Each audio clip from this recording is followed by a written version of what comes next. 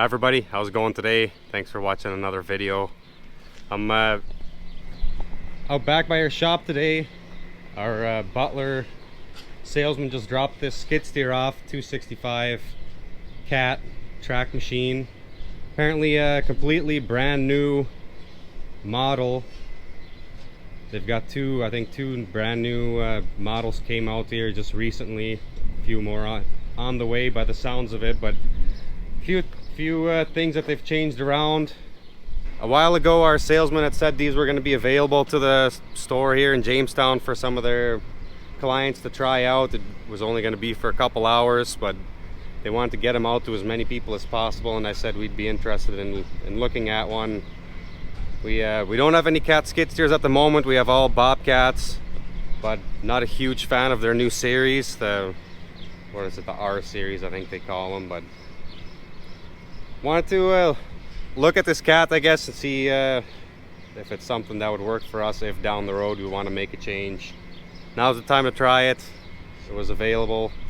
They wanted to bring it out, so we're gonna run it for a couple hours and they're gonna pick it up and take it to another customer. But one of the biggest things that I like about this thing that our sales guys told me about is they changed this front up. Now it's more similar like a Bobcat is. Previously that cross member down there was on this side of the cylinders and you had poor visibility of the quick attach. That's always kind of been the downside of the cats, in my opinion. We've never owned a cat, but we've rented one a while ago, and I've ran some before when construction guys have been working on the farm here. And it sounds like they've changed some other things. Engine sits a little different. Tracks are fairly well the same, but the whole boom is a little different than it was before. It now has a total cat engine, where before it sounded like there was a Kubota and a cat kind of together. Not sure exactly what was what, but fuel filter is right there. Engine oil is right here. Still engine oil right there. Air filter, so that's good that that's all very close, easy to get to. This black pops up too. You can get to the radiator if you need to blow it out. That all seems like it's positioned fairly well. Kind of similar to the R series Bobcats, although that oil filter is difficult to get to in the Bobcats because the air cleaner is on this side versus this one's on this side. So that's an upgrade in my opinion. I think the drain plug still you have to go underneath. I'm just waiting for my dad. We had a hose on this grapple, broke here just before lunch when our guys were going to clean a line of calves that we just moved out. They were going to clean the straw and manure out of there. Blew a hose. My dad just went and got a hose, but they put the wrong fitting on one side. So the hose is running from this block here along up to here to this cylinder. And one side needs to be a pivoting, and they put non-pivoting side on both of those hoses. So I thought while I'm waiting, let's do a quick review of this skid steer. I'm gonna run it for maybe 20-30 minutes. Maybe my dad will run it after lunch. We've got about 2 hours with it, he said, so not a whole lot of time, but explained a little bit about how the quick attach works. That definitely to me looks a lot better than what they had before. A lot simpler, easier to access. The grease points are really easy to get to, so I like that aspect before I even ran it. We'll jump in this. I'll see if I can put the camera somewhere where you guys can kind of see what I'm doing. Not really going to do anything special.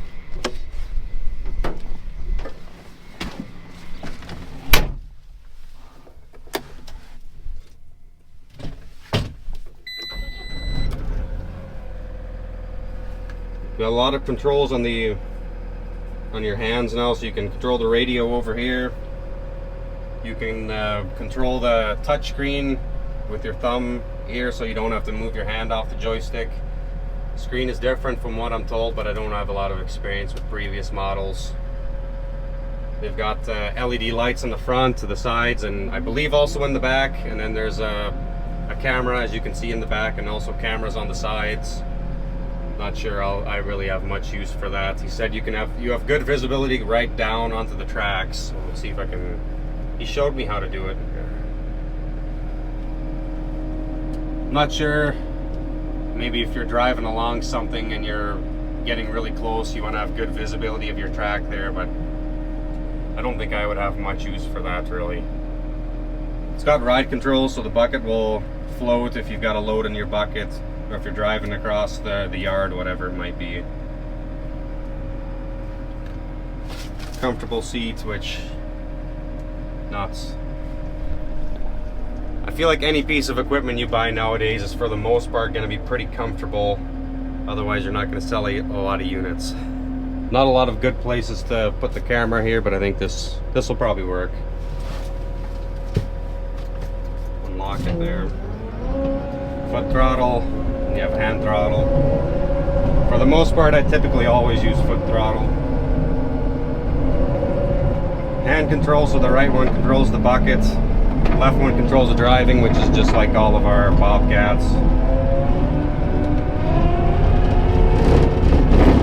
I'm gonna go scoop into a pile of gravel, see what we have for power.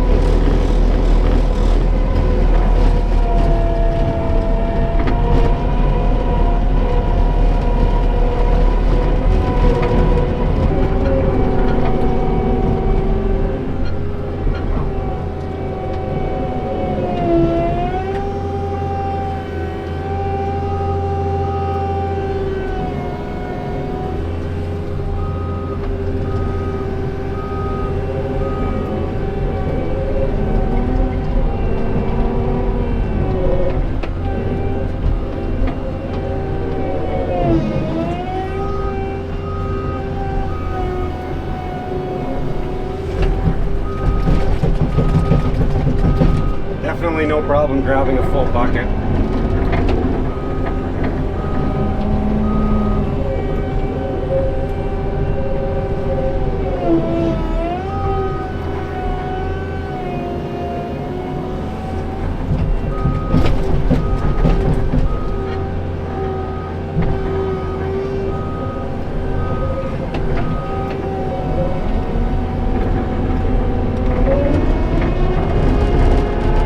Not sure what the lift height is compared to, I think this is similar to like a 740 Bobcat, which we've got a 650 and a 740. I think this is more closer to a 740, it kind of seems like.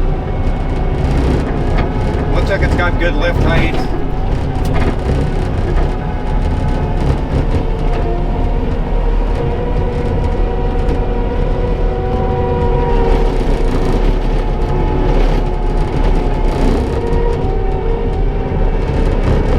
Seems like we might have maybe just a touch less visibility out the side with this boom being maybe a little higher than our Bobcats, but really not enough to where it's super noticeable. I'd have to jump in one of our other machines to really know for sure. But what I want to point out here, I want to take this bucket off. So prior to this change, where this step is, there used to be a big beam that was essentially attaching the arms up here, and you did not have good visibility of your quick attach there. You almost had to, with some implements, hook them up blind. You wouldn't be able to really see your connection points where you hook underneath. So that's changed completely. Now you can even see there's a rod there. That rod spins and then it pulls the pins up. I'll do that here once, if I remember how to do it. You can see, you saw that red piece move there, so now the bucket is unlocked. See if I can do this with one hand.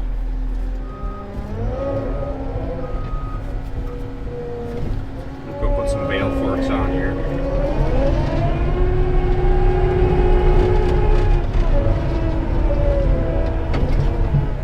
It's a lot more open to it, I feel like, if I remember right, in the previous cat models. I feel like the pins and all that stuff was more concealed, so if you had a problem, it was more difficult to get to, where this is a lot more open, kind of similar to the Bobcats are really open too. If you have a problem, it's really easy to swap that pin out on our Bobcats.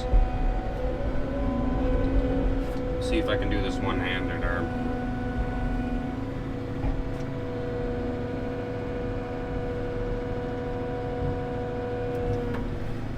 so you can see exactly what you're doing here. And there's another bucket for, there's another button for locking it. Now we're locked. Just check that out quick. Yep, we're locked.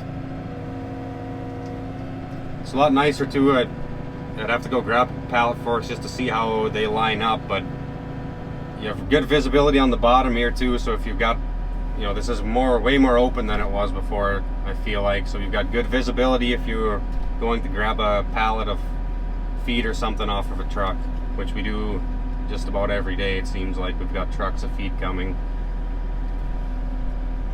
I'm gonna put you guys over here again.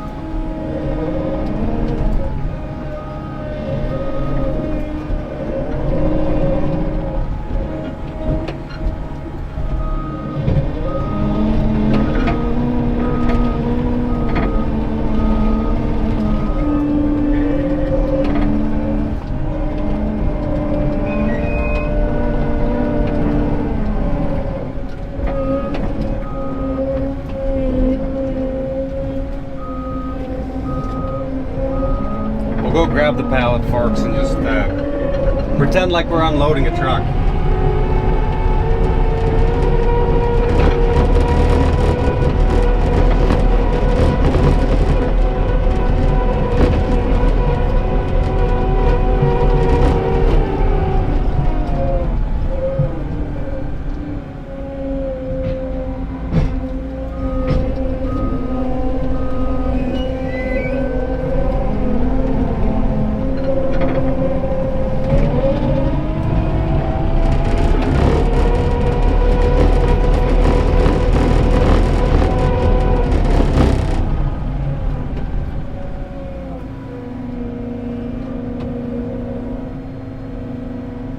So I'm about the height of my truck bed here, a little above, and I can see both the points on the pallet forks. And I know on our Bobcats you can only see one, depending on what height you have it. So if you get, like right here, I can't see anything.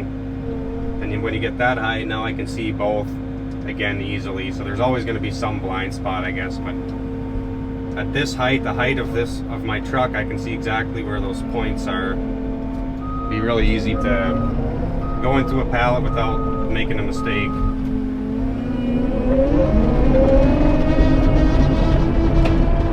It's got good power, it has no problem turning in high speed. On our 770 Bobcat, I know if you're in high speed and you're at a dead standstill, it really bogs the engine down when you turn, and this thing's got no problem. I mean, in high speed here at the moment in Rabbit. You shouldn't really ever be doing this, but it's got no problem doing it. I think I've done with it what I want to do with it. It's a comfortable machine. Seems like it has plenty of power. Obviously, this is a very quick review. You'd really have to run it for several hours to get a good feel of the machine, but at first try here, definitely seems to be a nice machine. So those cameras that you could see on the sides here, they're right here, and they kind of look down at the track. I don't know if you're grading something, or you're driving along a building or a road or a farm, if you're leveling off for concrete, whatever it might be, maybe that's nice to have. But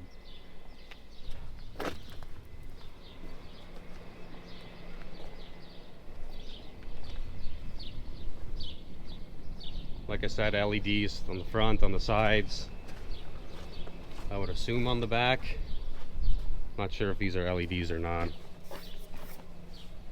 They look kind of foggy, but salesman said they dropped the back down some, so you can see it's hanging low. I don't know if that's too low or not. You would find out, I guess, if it was too low. So they've got some extra weight on there, it looks like. Part of them doing that allowed them to put the engine lower, which then gives it a higher tipping pounds, so you can lift more.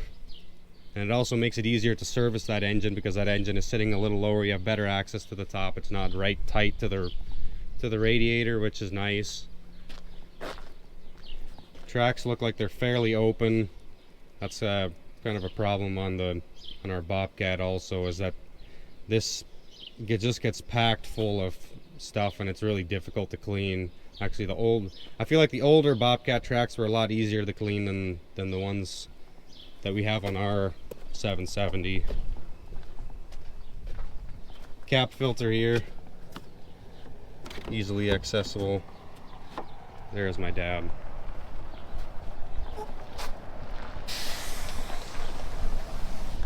So wrap this video up, probably the quickest review you'll see on this skid steer. Seems like a nice machine. I definitely, if we're in the market for a new track skid steer, definitely going to look at these cats a little closer when it comes time to trade our 770. If you have any questions, comments, post them down below. I'm sure my dad's going to run it here sometime today. I'll maybe ask him what his thoughts are, and if he's got anything particular that I didn't notice. It's the next day. The battery died on my camera, so I just got to wrap this video up here quick. Just got home. Ian's playing outside. Hi everybody. What did you say, Ian? Hi everybody. Hi everybody. Watch this video. Can't remember exactly where it ended, but if questions, comments, post them down below. I did ask my dad what his thoughts were on the skid steer, and I think he would have preferred to hide it somewhere so they wouldn't take it back. I think he liked running that skid steer for the couple hours that we were able to use it. Had plenty of power, ran good, but yeah, you really need to put several hours. You really need to put several hours on a piece of machinery before you really get a good sense of it. And the most important thing is, how is it gonna hold up? Does it have a lot of problems, breakdowns, things like that? And you don't know that until you put hundreds or thousands of hours on it. Because that's really what it's all about. At the end of the day, it's gotta run. They're all comfortable for the most part. They're all able to make power, do what they're supposed to do, but how does the equipment hold up and how's the service? Those are the two biggest things. Anyways, appreciate you guys watching. Questions, comments, post them down below, and we'll see you in the next video.